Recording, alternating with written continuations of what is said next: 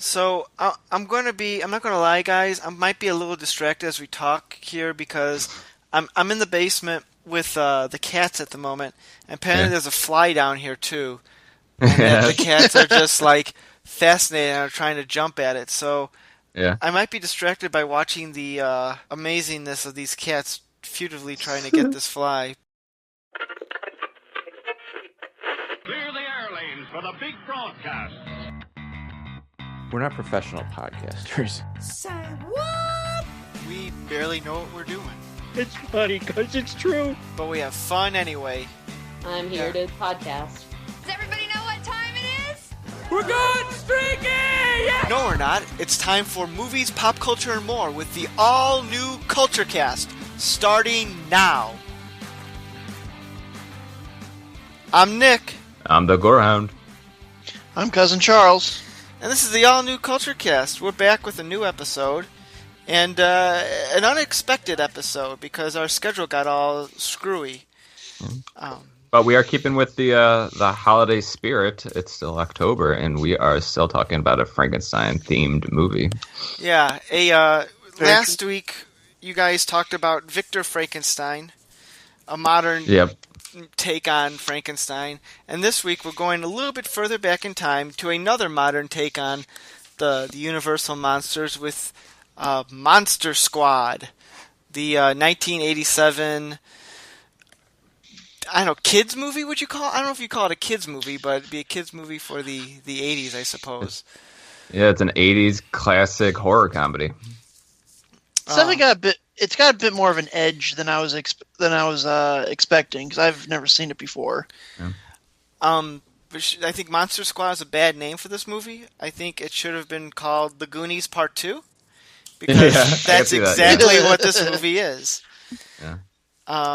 You got the you got the 100% believer kid. You got like the cool kid who's a little older. You have the fat kid who is always wants to eat. You got the lumbering monster-like guy who becomes their friend. Yeah, this is like exactly the Goonies. Yeah. But with Frankenstein, or Yeah. Frankenstein's monster. Like I almost wonder. I almost wonder if this was like originally written as like, hey, Goonies was popular. Let's make a sequel to it. And they're like, okay, because but then it couldn't become a sequel for whatever reason. So I said, oh, we'll just Yeah, do a 'cause- Goonies yeah. knockoff. Yeah, because Goonies was released 1985, and this came like 2 years right after that. Yeah, so this is like hot on its heels. Like even the person who plays the mother in the Monster Squad is the same actress who plays the mother in the Goonies. Whoa, is that true? Yeah, we were looking it up when I was watching this movie. The Kiwi and I were like, that woman looks familiar, so we looked her up, and she's like, she was also in the Goonies. She played their mom. I'm like, well, that doesn't surprise me at all. Yeah, she just typecasted as '80s mom. Apparently. yeah. Yeah. So there's that. But anyway, we're talking about the classic movie. But before we jump too far into it, let's go to one of our regular scheduled topics. What have you been watching? What have you been watching? Cuz, why don't you go first? I will. Thank you. Thank you for giving the mic. Seen a couple of things. I think probably in terms of movies, I saw It. Oh, hot off the press. Hot off the presses. It's pretty good. I guess kind of it sort of works out that we're talking about Monster Squad as the movie, not It the Monster Squad, are very similar in kind of like group dynamics. Because you got the leader guy, you got the one friend who cracks jokes. There's the fat kid. They both.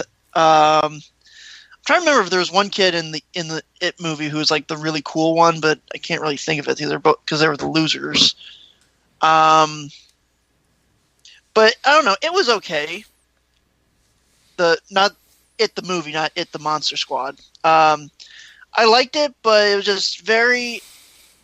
I don't know. A lot of it, like the stuff with the kids, was good, which will probably play later when we talk about Monster Squad. But I did not like Pennywise. I know a lot of people are like, "Oh my god, Pennywise the clown, so scary!" Like, I never really saw the TV miniseries with like Tim Curry. Never really watched it, so it never had any sort of so it didn't have this like cultural or like impact where I was like, oh, I'm so scared. For me, it was just like, I don't know. Pennywise worked when he was allowed to like say lines and he was allowed to stand there creepily. But every time, I guess spoilers, but you can see it from the trailer. Anytime they had to have Pennywise scare the shit out of, scare the. How dare you swear on this show? God damn it! But anytime they had to have Pennywise scare one of the kids, it was like the music get loud and then you go. Like, I'm not even exaggerating. Like every single time, and after a while, you just go like, I'm not scared anymore. I know when you're out. Oh, there he is. He's about to do the blah blah blah thing. But so, I thought that's cheap scares are that's what I do to all scares my are neighborhood never kids. anything but cheap. Like it just, I don't know. There's just no subtlety to any of it. Check it out on when it's in the bargain bin at Walmart. You're saying check it out? Oh, Bing. Alrighty. Gorehound, what about you? Have you seen anything good? I've watched a little bit of TV, just catching up because there's so much out there. But I think I'll leave that review once Jen is around because she's much more into TV than I think any of us are. But I watched the last Lovecraft. Have you heard of that one? It's a little bit older. I have not. No, it's a movie that I've been wanting to watch for a while now, and it kind of just slipped underneath the radar. And since it's October, I felt like it was well due. But it wasn't as good as I was hoping it would be. But the content and material was it had Lovecraft in it, so that was good. But go ahead. Oh, sorry. Like H.P. Lovecraft, the person, or like very Lovecraft, or like Lovecraftian themes. Yeah. Because the thing is that the main character is like in the last lineage of Lovecraft, and now all of these Lovecraftian tropes are actually real, and trouble ensues, and so like you never got to actually see Cthulhu, but some of the imagery. And they had like this comic book scene which like went through the origins of Cthulhu, which I thought was like really cool and very simple, or simply explained. I'm not sure I would recommend that to anybody unless they were like a Lovecraft fan. But the one other movie that I saw was The Cult of Chucky, and that was just released like this week, and I've been looking forward to that one for a while. So here's how was Cult of Chucky? The Cult of Chucky was much better than The Curse of Chucky. They brought back Jennifer Tilly, and I don't think that they used a whole lot of CGI, or if they did, I couldn't tell, because Chucky the doll looked very real, and I liked that. The content was subpar, but I enjoyed it much more than Curse of Chucky, and I enjoyed it regardless. Have you seen anything else? Oh, yes, I have. I'm about to say, I can't believe you didn't lead with this, because I know exactly what you watched the other day. Yes, and I also saw Blade Runner, which, as you can imagine, I gave a 5 out of 5, and was completely enthralled in it, so... But I know that you feel otherwise about it, even though you haven't seen it. I haven't seen the second one. I don't know. I just know the first one's boring. That is a topic for another podcast. It's almost as boring as a Marvel Netflix show. But hot takes. You can use that for the promo. But yeah, I mean, I loved it. I know that it's very slow. The movie was 3 hours long. I mean, it was. Oh God. I mean, it's difficult for anybody to sit through a 3-hour movie, but I was enthralled in it. I wanted it to keep on going and going and going. Yeah, I mean, I have nothing but praise for the movie. Well, Nick, how about yourself? Well, Curb Your Enthusiasm started up last week as Oh, of this yeah. recording, so I love that trailer that they've been putting out with the Larry signal. oh yeah. It's so hilarious. The first episode back, I don't know, I wasn't too wowed with it, but I'm thinking I feel like it was a lot of setup, which is odd because the show has never been kind of like that. But I don't know, it's been 7 years since the last episode, so we'll see how this. Has it really been that long? Maybe 6 years, because the last one was in I think 2011. I want to say. So yeah, we'll see. I'm going to stick with it to the season. I mean, why not? Usually it's a pretty funny show, so we'll see how everything goes. Yeah.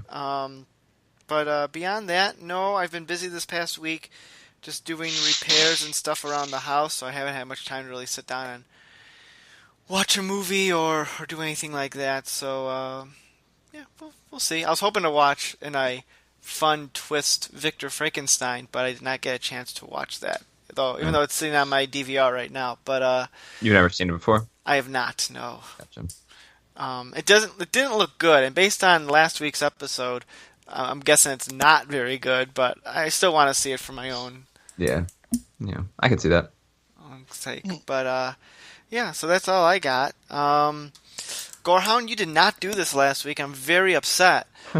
It completely skipped my mind. Like, it didn't ring to me until like Monday. I was like, oh shoot, we never even talked about it. But that's why we need you on the podcast every single week, so that we can be held accountable. I'm sorry. Yeah, well, I mean, it was tough. You know, the Green Bay Packers game that was on Thursday when we usually record, and so we you have to make sacrifices. So, but anyway, who is your man crush of the week? Man crush. Ryan Gosling.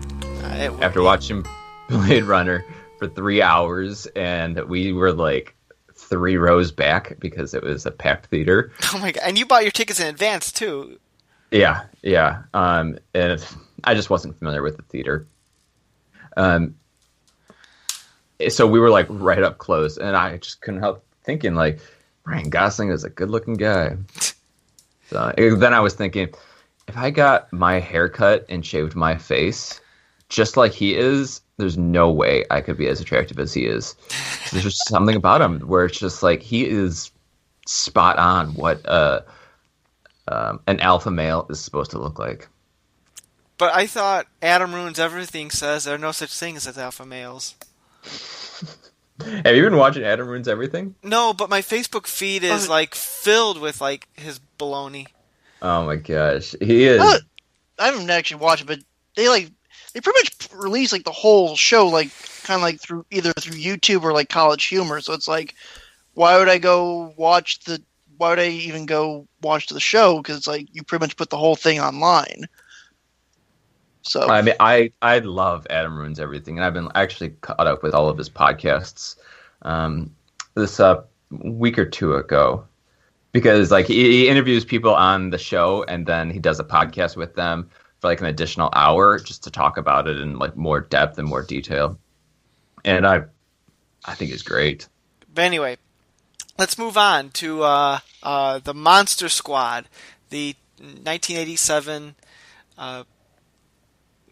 horror comedy. I don't know if I would call it a comedy, but it's yeah, and you wouldn't really either call it a horror. I call it a horror comedy because it's not a drama, and it's definitely like the target audience here were like preteen boys. It's definitely the target audience because like the heroes kids who are the Monster Squad age. Like kids who were like the age of the Monster Squad. Yeah, exactly. Yeah, like kids who were in like junior high, and maybe younger than that. But yeah, definitely that would be the target audience here. Yeah. So. Yeah. I'm so sorry. You better be sorry, or I'll slap you across state lines. But I don't know what I'm talking about. Anyway, so what's on your mind? Yeah, what's on your mind? I don't know. Like I said, I think I've heard a lot about this movie through kind of like different online movie circles I kind of follow, and so I'd heard about it for the longest time. So finally, kind of like last night, sitting down and watching it with Megan, I was like, if I was a lot younger, this would probably be my favorite movie. If I had seen this when I was like maybe right around this age, this would probably be my favorite movie of all time because it's kind of got a little bit of everything. Like I think even the first opening moments, like that opening prologue, or the opening like title crawl screen where it just says, Van Helsing and others are, off to stop a great evil. They blew it. It's like that tells you that kind of sets the tone perfectly. It's like, okay, we're not going to take ourselves too seriously. All right, I'm down. But yeah, no, this is like really, I don't know. It's kind of one of those movies. I'm surprised wasn't made by Universal, considering that this is like pretty much the perfect. I know like this past summer they tried starting up like the Universal Monsters with like the Tom Cruise and like stuff like that, but it's like that bombed. No, it looks like it was distributed by TriStar and a bunch of other smaller companies actually made the movie. But these monsters are more or less in the public domain, but clearly they're being heavily inspired by the old school Universal. So this movie definitely walks a thin line. Yeah, because kind of fast forward to the end, like I think because every '80s kids movie had its own theme song. Like I think in that like sort of like rap or whatever it was at the end, I think they explicitly say like, yeah, the fish guy is supposed to be the creature from the Black Lagoon. Because I think in the credits they just credit it as Gillman, kind of pretty generic. Mm-hmm. But like in the rap, they say the creature from the Black Lagoon, which is like I think they just call him like the creature. I think I don't know if they say Black Lagoon, but they call him that. But the thing is, I don't know what his name is because I've heard him referred to in the fandom as Gillman, and referred to the old school the creature one. But as a brief aside, I don't understand why the Gillman, or why the creature from the Black Lagoon is lumped in with all the other monsters. I feel he's so different from all the other ones. It's weird to see them like together. I don't know, but that's just me. Yeah. But yeah. So I'm sorry, I didn't mean to cut you off there, Charlie. What? Oh no. Actually, kind of going off the Gillman thing, out of all the monsters that they brought into this movie, Gillman was probably the most useless. Like. He really only had very few scenes where he was just really added on for like a supporting character. Not only that, like at the end when all the cops like show up and they're just like, he's basically just the Gillman sort of wrestling with them. Mm-hmm. It's like I'm trying to think like, wait, does Gillman have any weaknesses? And then like the fat kid just like blows him away with a shotgun. Yeah. Like, and then he threatens the bullies afterwards. Yeah. He's like, his name is Horace, man. My name is Horace. Oh, I got up and I was pretty excited at that moment. I was like, my name is Horace too. I think everyone kind of did a little bit of a fist bump, like, yeah. You get that. You do it for all of us. Yeah. Also, the Mummy too was kind of in that same level. Where just like, there's the Mummy, and there goes the Mummy. Like, the Mummy didn't really add anything. Like, yeah, we don't know what why was he in that kid's closet? Yeah, I was like, how did he get in there? And he really did nothing. And I'm like, okay, I'll just run with this. Like, that was before they knew they needed to get the book. Like, why did they, yeah, like, I don't know, that was so weird. I mean, it was funny, because he was like, there's a monster in my closet, and the father's like, go out, monster, not even seen the Mummy. Yeah, classic. Come on, kid, me and your mom need some alone time. I ain't got no time for no monsters. So, okay, here's my question, among many questions in this movie. So, I think the plot of the film is that Dracula wants to take over the world, but in order to do that, he wants to make sure this book is destroyed so someone can't read the secret, what do you call it, the secret saying that will make a black hole and suck in all the monsters. Okay, fine. Well, I didn't understand any of that. It- I understood that there was some sort of amulet and there was a countdown, and that was all that I understood. I think it was like if I understood it from the old creepy German guy. Yeah, classic name. I love it. That every 100 years, this amulet, I guess this amulet's indestructible, but every 100 years, it can be weakened, and if it's weakened, Dracula can destroy it, and if it's destroyed, then evil will win. But at the same time, if every 100 years, if someone says the right spell, then that'll open up a vortex and kill all the monsters or something. It's very strange. They don't go into much detail.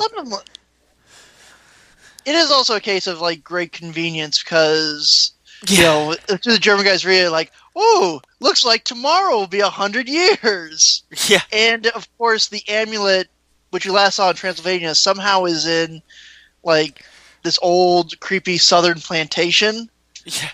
Yeah, that is style weird. house. That Dracula will move there. But okay, here. Okay, so that's the story, and he has monster cronies to help him. But here's my question: is that so Dracula's doing his thing. The mummy apparently has been hiding out in a museum. The Wolfman, I don't know what his story was. Was he always a Wolfman? Is he only a Wolfman because he was just changed? Because remember the guy was like, I'm a werewolf, and like the police station locked me up. Like, has he always been like this? Or is he like the one from like the long time ago?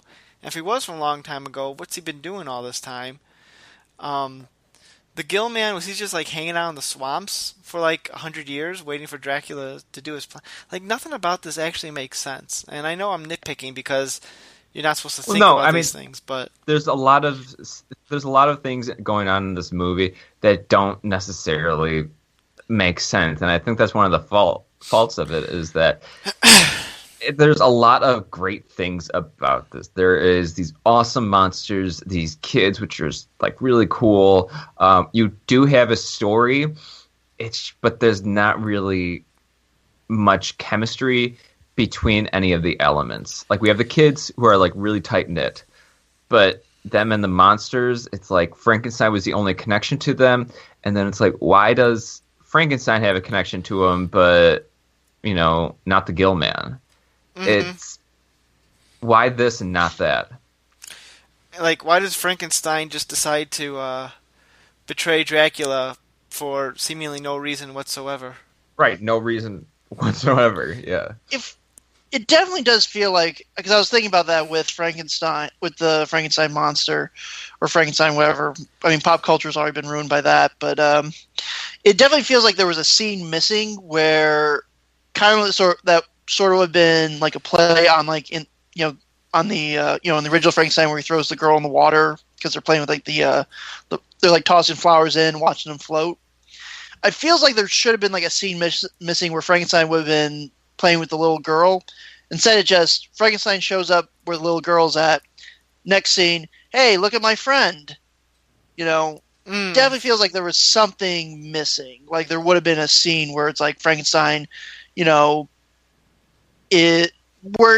we have the scene where Frankenstein turns from, kind of like Dracula's side to the kid's side. Instead of just like, I'm Frankenstein and I'm your friend now because me and the little girl did something off screen, which that sounds really bad when I say that out loud. Oh, I'm on a list. Yeah, I was half expecting when Frankenstein decided to hang out with the kids that there was going to be some montage of Frankenstein trying to like adjust in modern society.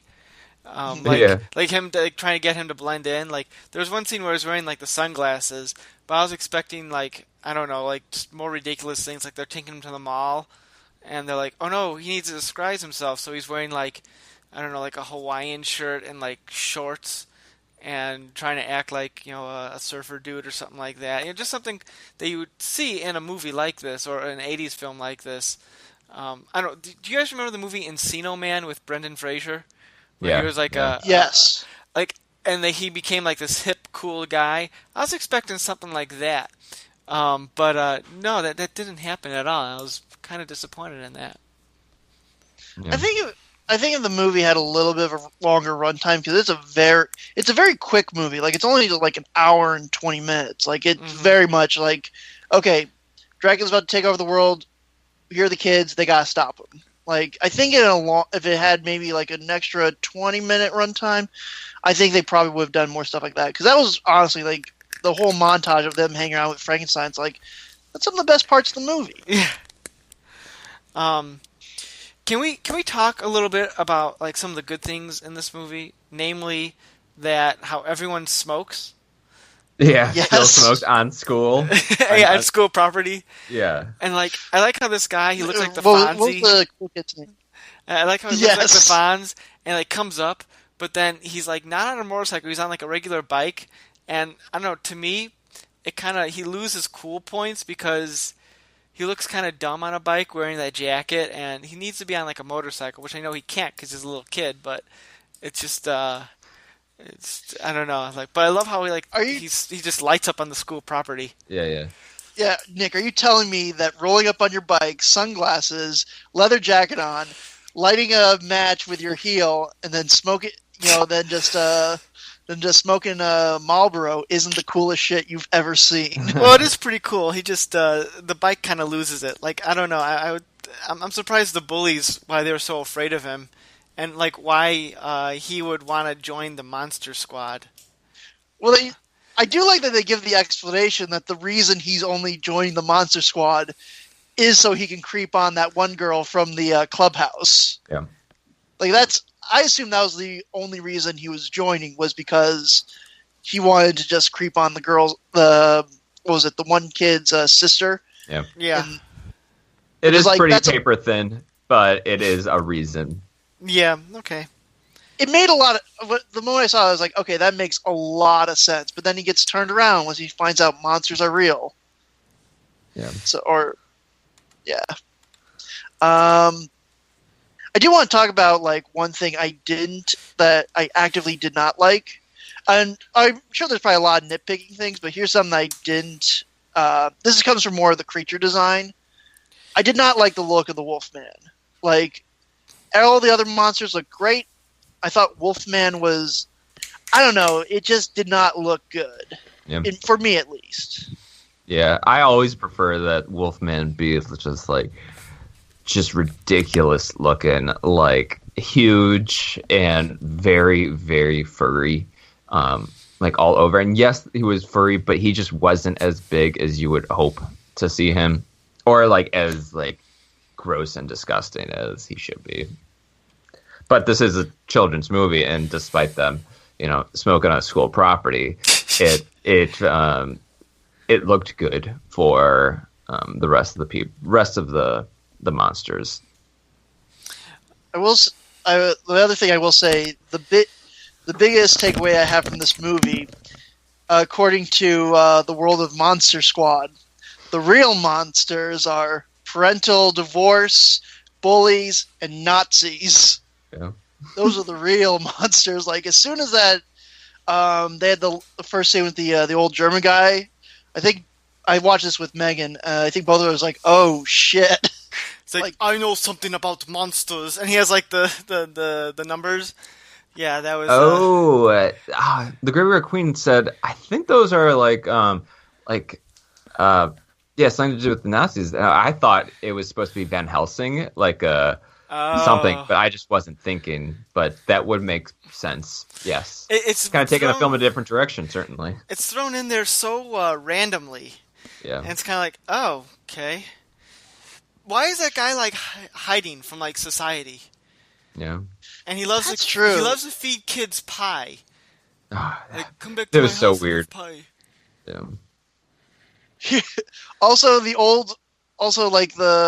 6-year-old asking the German guy, about the 5-year-old? Is she a virgin? Yeah. Ooh, stranger danger, stranger danger. Well, here's my thing about the whole virgin thing. One, it amazes me how much virgins are thrown around in kids' movies. It's not something you would expect. Like, have you guys seen the movie Hocus Pocus? I just watched it last night. I think when I was a kid. It's amazing how in that film, like, every other word is, we need a virgin. Great job, virgin. Like, they kept calling, like, the boy there a virgin. Like, it was just very, very, like, I was not expecting them to throw that out there as much. But anyway, to my point, one, they said they need a virgin to read the spell. They already knew the little girl knew how to, about the monsters. Why didn't they just get her in the first place instead of having to go through trying to convince the hot chick across the street who the skater guy was into? It just seems sort of like, and also how come? And the Kiwi mentioned this to me. How come they had to get a girl? Didn't say anything about that. I'm sure those boys are virgins. Yeah, that's a big pet peeve in these horror movies where they are horror movies in quotes, is that virgin doesn't always necessarily mean female. Like, if you're going to apply these rules, you have to apply rules. That if you say a virgin, you can pick a male or female regardless. Also, can we talk about the greatest, how this may be the greatest ending to a film of all time? Oh, yeah. The fact the army just shows up because someone said monsters are here. Yeah. Which, by the way, inspired me this morning to send a letter to the U.S. Army in the same style as that small child to see what happens. Yeah. But no, just Dracula gets stabbed, and then Van Helsing pops out of the portal, grabs him and gives the kid a thumbs up. Yeah, I was like, I'm sure that he's from the very first scene, but I have no idea who that is, or where he came from, or why he is here. He was from the first scene. I guess the Right. implication that he was Van Helsing, but yeah, he's like, great job, kids. I mean, I don't know what's going on, but great job. Yeah. Oh my God, freedom! But yeah. Now, hey, I got a question. After watching this movie, did any of you guys have a desire to go and drink Pepsi? No. Did you? I also had, Did you? I felt like that movie. The movie had like every scene had someone drinking Pepsi in it. It was like clearly they were the sponsors of this movie. that and or Burger King. Burger King, I think there was a lot of product placement in this, which I know a lot of movies have it, and there are some movies that do it more egregiously than others, but this was one where I was like, oh wow, they are really we know who paid for this film. Did you ever notice that the one black guy that's in this movie dies just very casually? Yeah, and also, how come he couldn't get out of the car? Was he locked in? I don't know. And how come everyone owns dynamite in this film? Yeah. And what's weird is his partner at the beginning is kind of, he's sort of his partner seems to be believing into this, or kind of I thought he was I thought he was an a-hole, the partner. Because I thought he was being sarcastic, oh, the mummy just walked up and got out of here. That case closed. Yeah, I mean, it does seem a bit, I don't know, but it's definitely at the end, yeah, my kid's in danger, and you're just going to be laughing about it, the entire, entire time. Oh god, there's a lot of things I really liked about this film. So, like what? Like I said, I do like the like I said, a lot of the camaraderie. Is that how you say it? Between the kids was great. Yeah. I think, except for the Wolfman, I do like a lot. I love the costumes and the look of everything. What else? Well, I had my notes, but then I lost them. I do like how this movie had a bit of a harder edge than I was kind of expecting. That you don't really see anymore, even for I think this movie is rated PG-13, and I was surprised by that. PG-13. Yeah, no, like you would, like, I think if a movie like this was put in theaters today, I think they would probably put it more closer to like an R almost. Because I mean, there's especially just like again, just the way the kids talk, which is like, yeah, this They is swear a lot. I think that this movie is really due for a remake, honestly, because if this was made in a different era right now, I think this would have a lot more potential.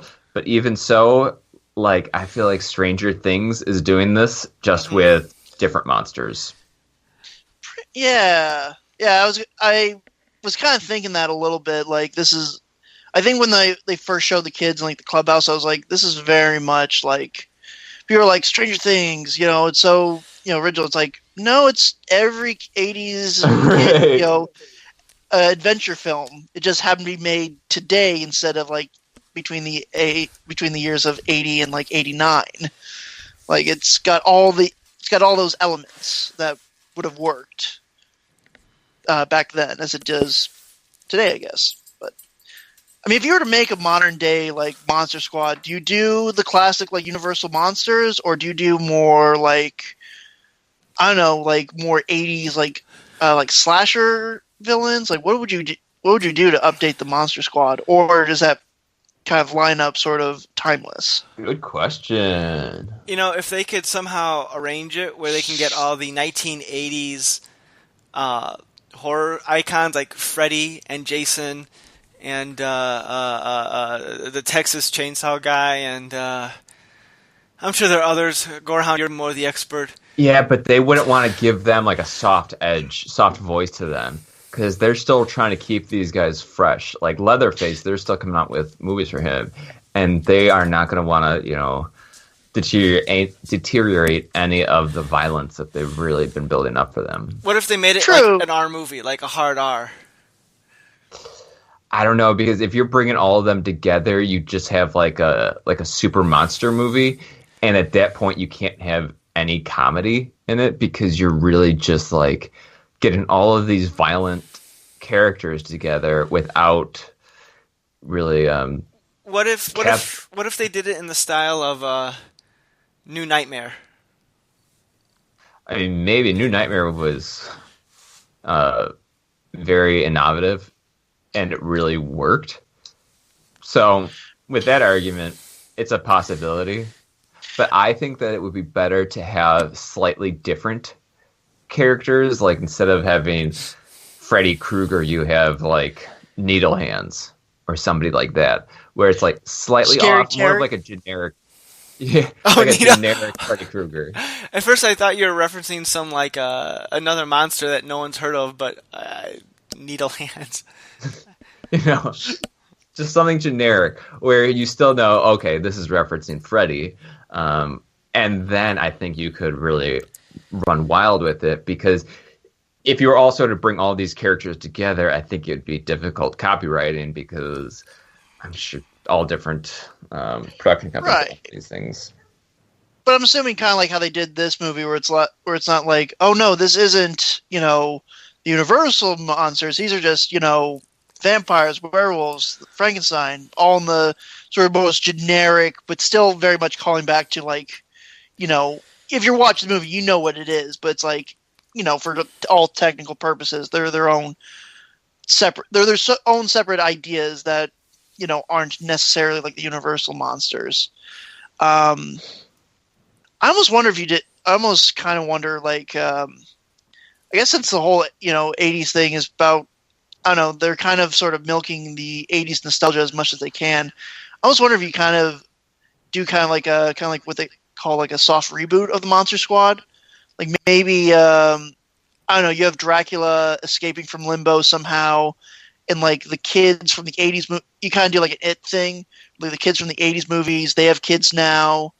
And the kids from the past and the present have to come together to fight Dracula and his army one more time, or I don't know. I bet you could kind of do it. Monster Squad 2.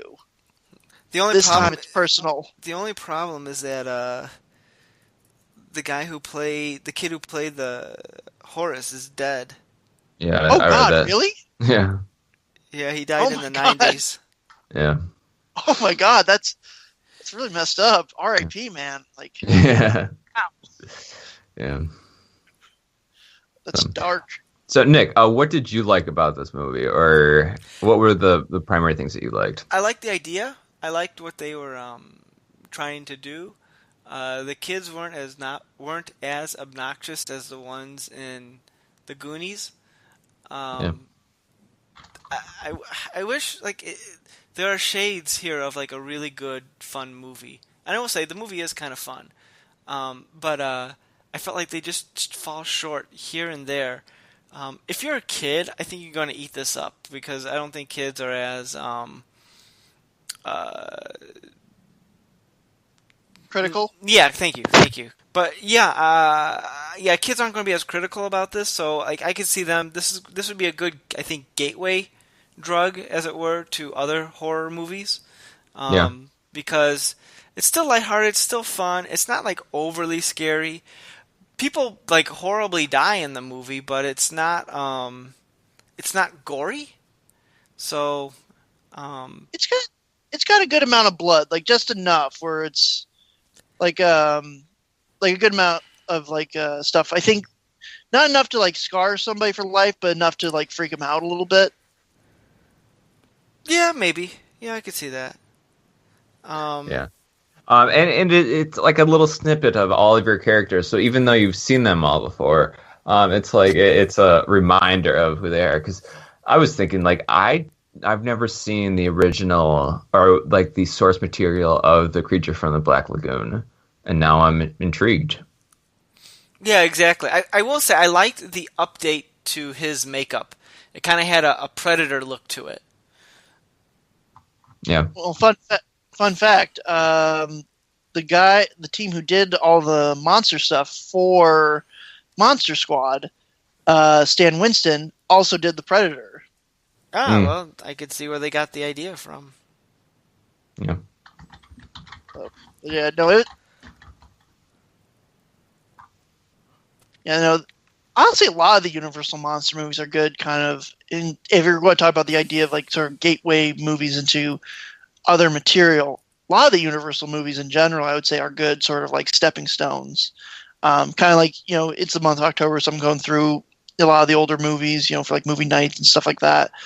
A lot of them are usually, they're pretty tame by today's standards, but I think that you still get, even though it was like 80 years since a lot of those movies were originally made, you can still understand why people still remember them, why people still come back to them, because there is something about a feel, about a mood, about something that's not necessarily scary by like today's standards, which is honestly just a lot of just it's like just a lot of loud noise and then blah blah blah. There's something about them that's just timeless, which I think Monster Squad also will kind of fall into that category of, even though it is there's a lot of 80s-ness, I think there's a lot of timelessness in that as well. Yeah, I agree. I'll give you that. Yeah. Nick, what else is on your mind? Not much. Yeah. Oh, have we exhausted this movie? What else is on your mind? Because just got 3 words to say. Wolfman's got nards. yeah. I kick Wolfman in the nards. Surprised that worked like so effectively. Yeah. I love how everyone in this movie is smoking, and by everyone I mean at least 2 people, right in front of kids. You'd never see that in a movie today. And 2, I love how how violent the kids are.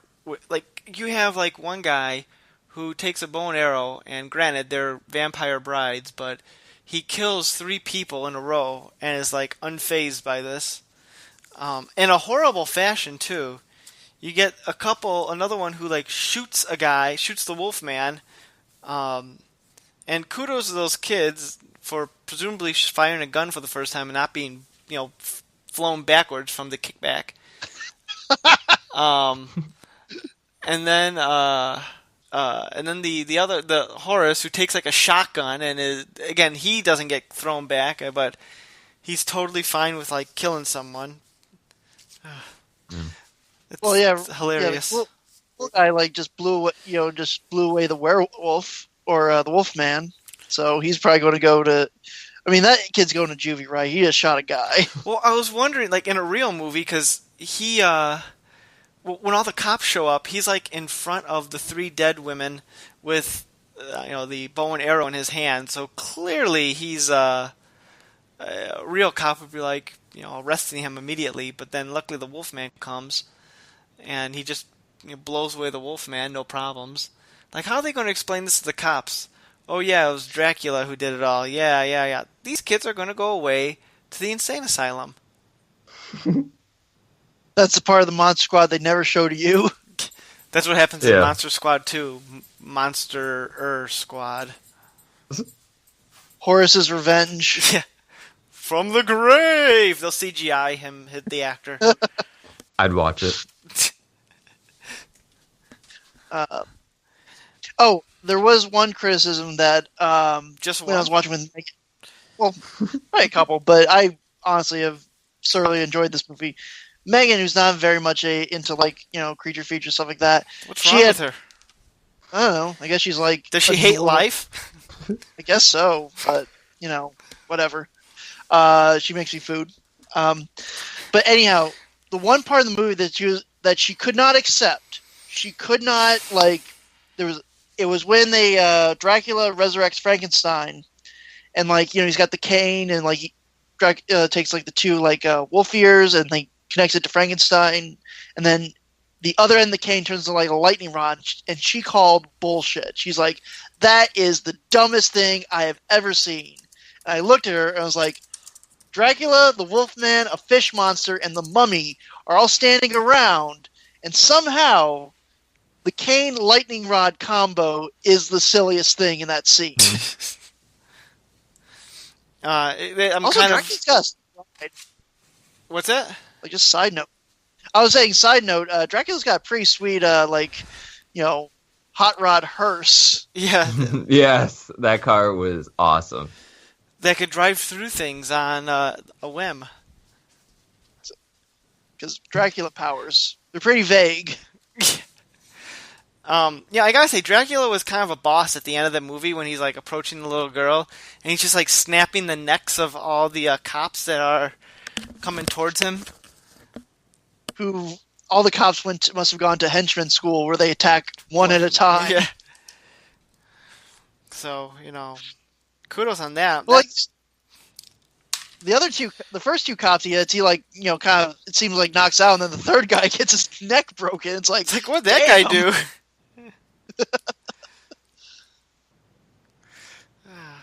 So I don't know. Also sad to see the Frankenstein monster go. That was heartbreaking. Well, he got to keep the dog, the little scrapper. Yeah, at the end of the day, it wasn't bogus. Yeah. Again, another thing, I want to see more Frankenstein's monster in modern day life. Yeah, I just want to hear him say bogus over and over again. Bogus.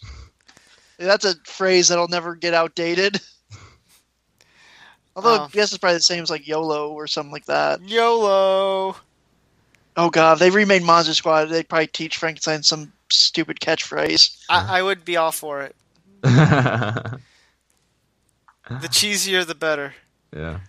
The more a phrase can be dated, I'm like, yes, time capsule this moment in cinematic history.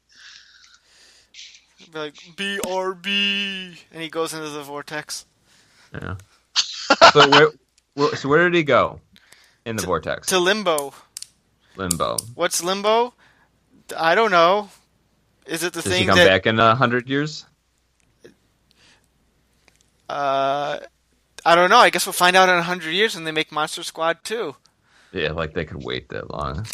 Actually, I don't think that there's any talk to reboot this or remake it in any way. Well, according to Wikipedia, the source of all truth, is that they about a couple years back, about 10 years back, they were in talks to remake the film. Yeah. Yeah, and there was actually some movement on it, but since then it has gone into development hell and has not been pursued since. So there was some brief talk about it. Maybe one day they'll reboot it, but I can see that happening. Like, honestly, I mean, at the rate that kind of like modern movies are sort of like rebooting, I mean, we're already getting to the point where like we're rebooting or redoing stuff from the '90s. It's like eventually they're just going to run out of stuff, so they're going to have to, like, out of pure desperation, just have to dig up like stuff that, you know, would be, I guess, would fall into the category of like a cult classic, like Monster Squad. Look, I mean, I'd see it. Like, if it would be anything, if it would take the best parts of it and the best parts of the original movie, I think you can have something special there. You know what I mean? what if they Gorehound? What if they combined Monster Squad and Maximum Overdrive in the same movie? That would I don't think that would be very good. I think that they need to fuse it with something more legit, like Monster Squad meets Hocus Pocus. Ooh. Oh, I could see that. I mean something that is like on firm ground, very solid. It could really bolster the Monster Squad up a few points. I'm surprised this movie never made like a kids cartoon or something like that. You know, like a lot of '80s movies had like an animated show or something like that. Like, it was perfectly set up for it. The kids got the business cards and everything. Like they go on like missions to stop monsters at different places across the country. Exactly. See, it's the best '80s cartoon that was never made. Yeah, I could see that. It would have. Maybe if the movie did better, because it was like a notorious bomb in the theaters. So. Yeah, I saw that the budget was like $12 million, and they didn't even come close to that. Yeah, it's like, according to Wikipedia, 3.8 million. There's its U.S. box office, but at that time, that's all that mattered. So. Yeah. Because America's number one. USA. That's right. Like I said, good movie. Good. It's a good film. I guess that's my closing thoughts. See it if you haven't. Whoever's listening, if you haven't seen it, why are you listening to this? Go watch it. They're listening to it so they don't have to see it. We're providing a public service. That we are. True. Nice. Digesting the lowest rung of the culture, so you don't have to. I have some trivia. It's trivia time. Let's hear it. Tying it back into the Goonies, and while I still think that this was clearly meant to be either a Goonies sequel or at least a knockoff, a direct knockoff of the Goonies, is that not only is the mother the same actress, but the main character in this movie, his name is Sean. The main character in the Goonies was played by Sean Astin. I don't think that's a coincidence. I think they named the main character after the main character in the Goonies. So that's my trivia. Very good. So, yeah, that's all I got. Gorehound, do you have anything? I've exhausted my discussion on this, but in summary, there's a lot of individual elements to this movie which are fantastic, but there's just nothing that's really connecting all the excellent pieces to it. So, skip. So we got a skip and a watch. I would say see it. Now, to determine the winner, you two will have to wrestle. No. Oh, good old-fashioned mud fight. Get some wrestling in. Yeah. But, the next live podcast. Yeah. Charlie v. Gorehound. Pay-per-view. Well, I guess that's going to do it for us. Next week, we will finally begin our Frankenstein. Yeah. Frankenstein episode. Oh, and I forgot to totally mention. I'm so glad I'm mentioning it, reminded me before we finished up, but this is our 80th episode. Oh. And while that means probably nothing overall, I did want to point out that when the previous series, the Culture Cast with Zach and Nick, we made it up Season 1. Yeah, okay. We we ended up doing 79 episodes before technology and general apathy and all that quit. So we have surpassed the previous version of this show. So, there's nice. that. So yeah, there you go. So we're already surpassing our top notch there. So, all right. Well, next week we'll begin our Frankenstein finally, and we'll really get into Halloween. So, for the Culture Cast, I'm Nick. I'm the Gorehound. I'm Cousin Charles. And we'll see you next week. Bye-bye, everyone. You've been listening to the all-new Culture Cast, one of Chicagoland's finest podcasts. You're making me fall asleep to death. Well, I guess there's not much we can do about that. In the meantime, check out our blog at znculturecast.wordpress.com.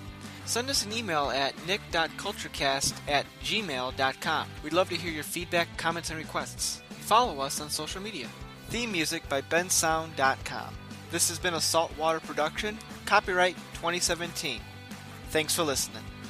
You're not really sure if he is a robot or if he isn't. Many times they can't. I believe it's called replicant. Yes. Get it right. Get it right.